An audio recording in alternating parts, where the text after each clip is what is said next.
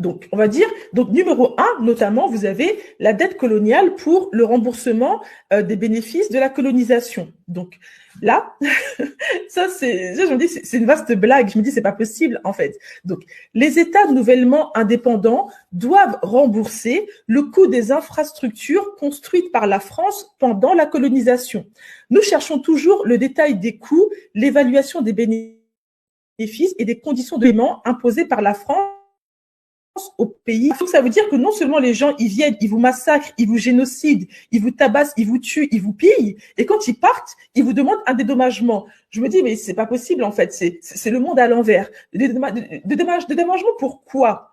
Parce que vous avez construit le Congo-Océan, c'est ça? Vous avez construit la ligne de chemin de fer Congo-Océan, où vous avez massacré près de 25 000 de nos frères africains, et on doit vous dire merci pour ça. Mais votre chemin de fer Congo-Océan, on n'en voulait pas. On aurait préféré que nos frères ne soient pas massacrés, esclavagisés pendant toute la durée de la construction de cette ligne de fer de la honte, en fait. On aurait préféré ne pas avoir cette ligne de fer plutôt que de voir nos frères et sœurs mourir comme ça. Donc, on va vous rembourser quoi des infrastructures? Toutes les infrastructures que la colonisation a importées en Afrique a été construite et bâtie sur le sang de nos frères et sur le sang de nos frères.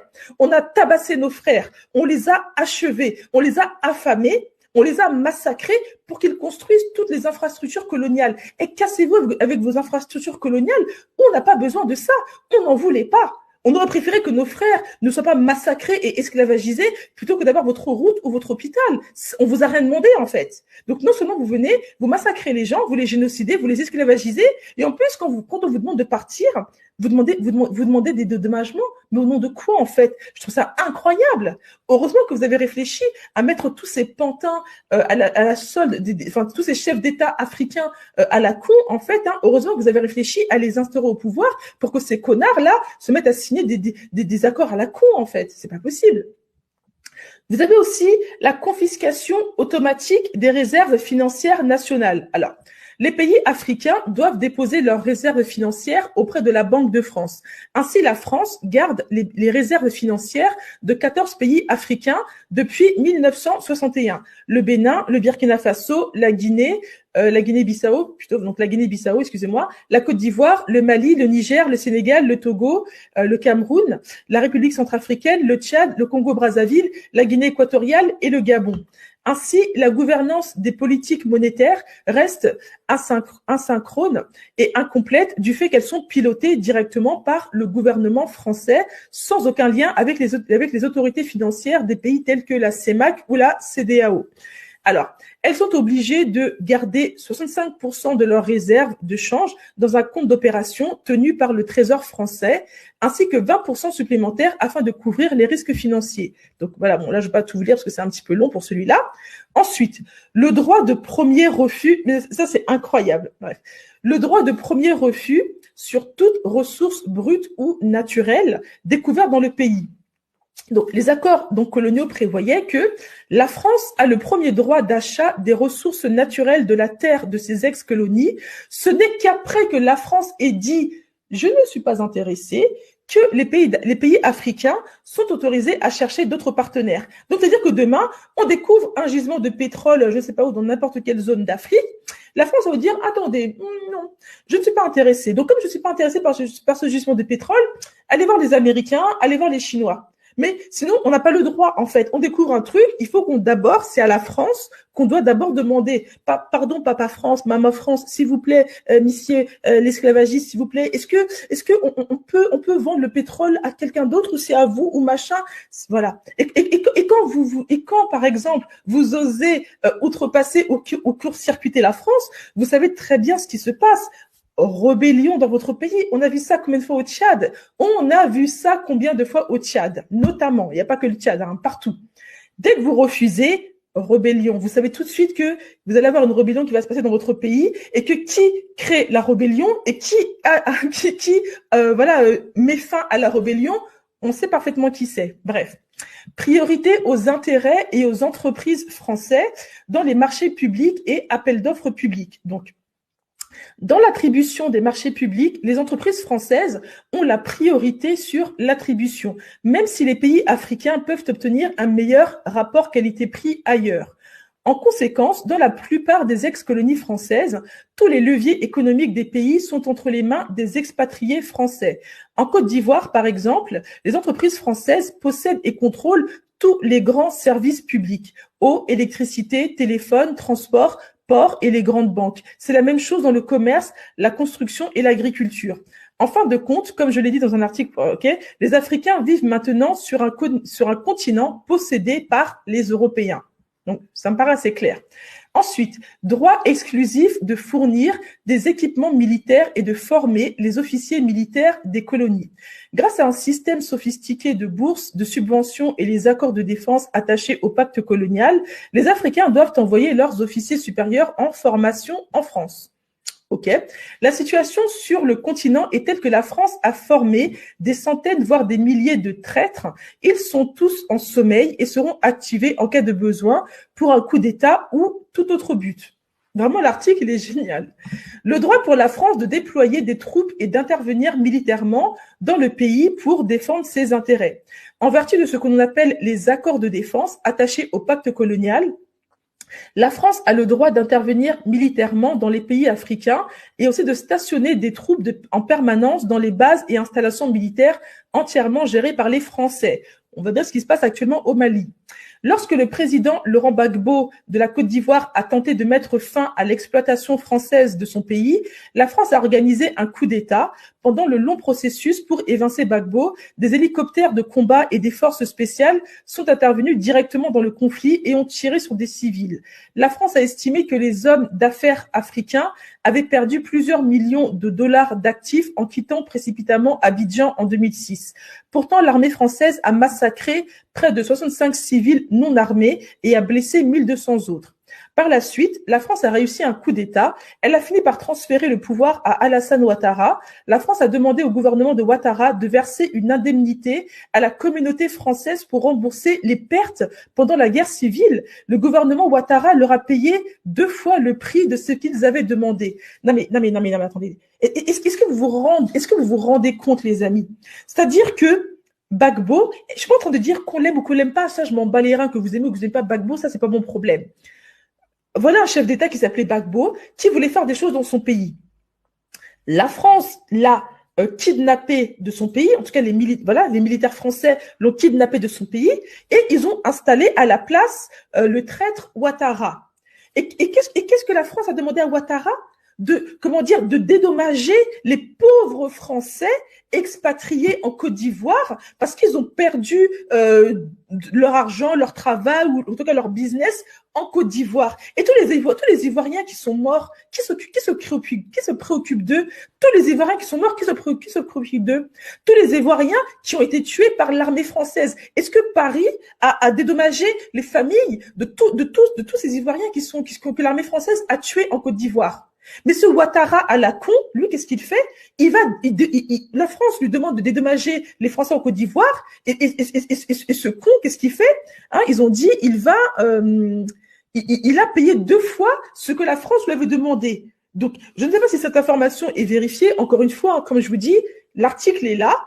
Il faut les vérifier après l'information et voir si tout ce qui est dit dans cet article est vrai. Mais ça ne m'étonnerait pas que ce soit vrai, connaissant Ouattara et connaissant... mais je me dis, c'est incroyable, en fait. On vient dans ton pays, on massacre ta population, et toi, tu dédommages les personnes qui ont massacré ta population. Et tes populations qui étaient massacrées, qu'est-ce que tu as fait pour eux, en fait? Tu les as dédommagés? Tu as demandé à l'Élysée de dédommager tous les Ivoiriens qui ont été tués pendant cette guerre? Mais je trouve ça incroyable, en fait.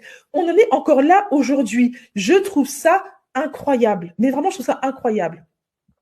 L'obligation de faire du français la langue officielle du pays et la langue pour l'éducation. Oui, monsieur, vous devez parler français, la langue de Molière. Une organisation de la langue française et de la diffusion de la culture française a même été créée.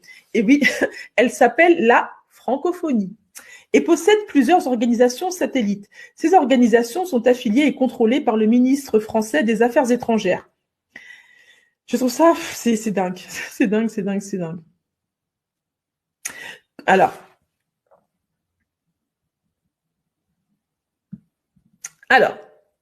L'obligation d'utiliser le franc CFA, franc des colonies françaises d'Afrique. Voilà la vraie vache à lait pour la France. Ce système est même dénoncé par l'Union européenne. Mais la France n'est pas prête à faire tomber ce système économique datant de la colonisation, qui met environ 500 milliards de dollars des caisses de l'Afrique dans sa trésorerie. Lors de l'introduction de la monnaie euro en Europe, les autres pays européens ont découvert le système d'exploitation français. Beaucoup, spécialement les pays nordiques, ont été consternés. Ils ont suggéré à la France de se débarrasser du système, mais sans succès. OK.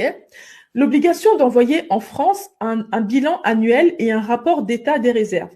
Pas de rapport, pas d'argent. Quoi qu'il en soit, le directeur des banques centrales des ex-colonies présente le dit rapport lors des réunions biannuelles des ministres des Finances sur les ex-colonies. Ce rapport est ensuite compilé par la Banque de France et le Trésor français. Non mais là, c'est ça, c'est véridique. Ce n'est pas une ex-colonie, ça s'appelle une colonie. Puisque vous devez donner chaque année un rapport à votre maître, l'État français. Donc, si l'État français est votre maître, c'est que vous êtes son salarié, en fait. Hein. Donc, ça veut dire que les États africains ne sont pas des États, on va dire, sont pas des États. Hein. Ils sont simplement des pantins. Ils sont simplement là à la solde de l'État français et doivent rendre des comptes à leur maître. Voilà comment ça s'appelle. Renoncer à toute alliance militaire avec d'autres pays, sauf autorisation de la France. Pourquoi les alliances militaires régionales en Afrique sont les plus faibles? La plupart des pays ont seulement des alliances militaires avec leurs ex-colonisateurs. Drôle, mais vous ne pouvez pas faire mieux. La France leur interdisait toute autre alliance militaire. Donc ça veut dire que, voilà, en Afrique, si vous voulez vous allier, je ne sais pas moi, avec le Bangladesh, bah ça va être compliqué parce que la France va dire non. En tout cas, de manière militairement, ils vont vous dire non. Donc ça veut dire que voilà, c'est papa, il a dit non. Donc comme papa a dit non, monsieur l'enfant africain, bah l'enfant chef d'État africain, il dit bon bah tant pis, papa a dit non. Donc je fais pas en fait, voilà. L'obligation de s'allier avec la France en cas de guerre ou de crise mondiale. Mais non, mais ça c'est une blague. Alors, plus d'1 million de soldats africains se sont battus pour la défaite du nazisme et du fascisme au cours de la Seconde Guerre mondiale. Leur contribution est souvent ignorée ou minimisée. Mais quand vous pensez qu'il a fallu seulement 6 semaines à l'Allemagne pour vaincre la France en 1940, la France sait que les Africains pourront leur être utiles pour sauver la grandeur de la France à l'avenir. Il y a quelque chose de presque psychopathe dans la relation entre la France et l'Afrique. Tout d'abord, la France est accro au pillage et à l'exploitation de l'Afrique depuis l'époque de l'esclavage. Ensuite, il y a ce manque complet de créativité et d'imagination de l'élite française à penser au-delà du passé et de la tradition. Bon, on va pas tout lire, mais voilà. En tout cas, voilà, c'est donc un article de Alain Roosevelt Tidjo, donc député suppléant camerounais, communicant du RDPC. C'est hallucinant, en fait. C'est pas possible, en fait, d'en arriver là aujourd'hui. Et après, les gens nous demandent, oui, pourquoi l'Afrique n'est pas développée, machin. Oui, pourquoi l'Afrique n'est pas développée, en fait? Laissez-nous tranquilles et on se développera. Arrêtez de nous envoyer vos ONG, vos machins, tous vos trucs à la con. Tout ce qu'on vous demande, c'est de dégager d'Afrique, en fait. Dégager d'Afrique, on va tous y retourner. On va aller développer notre continent. Aujourd'hui, on arrive en Afrique, on est pieds et poings liés. Même si on veut faire quelque chose, on est toujours stoppé. On peut pas faire ce qu'on veut en Afrique, malheureusement. Même on veut rentrer pour bâtir, on ne peut pas. Pourquoi on ne peut pas? Parce que vous avez toujours cette France-Afrique qui est là, qui gangrène tout le monde, en fait. Tous les espoirs que nous avons, tout ce que nous voulons faire, c'est toujours voué à l'échec parce qu'on ne nous laisse pas tranquilles. On ne nous laisse pas nous développer. Alors oui, je sais que nos ressources sont très sucrées, sont très intéressantes, je le comprends parfaitement, en fait. Mais je me dis, mais comment est-ce qu'on va faire pour se sortir de ce truc-là? C'est pas possible. On est combien d'années après les indépendances? Plus de 60 ans après les indépendances, et on n'arrive toujours pas à faire ce qu'on a envie de faire en Afrique. Parce que nous sommes toujours liés par des accords à la con qui prospèrent encore aujourd'hui, en 2020, du calendrier grégorien. En Afrique, mais tous les pays africains se lèvent et disent stop à cela. Ça aura des répercussions mondiales, en fait. Il n'y a que le peuple qui a la solution et qui a la clé à cela. Mais pour que le peuple puisse se soulever, il faut le conscientiser. Et c'est ce que moi, personnellement, je fais depuis près de 18 ans maintenant. Je conscientise mes frères et mes sœurs, en fait.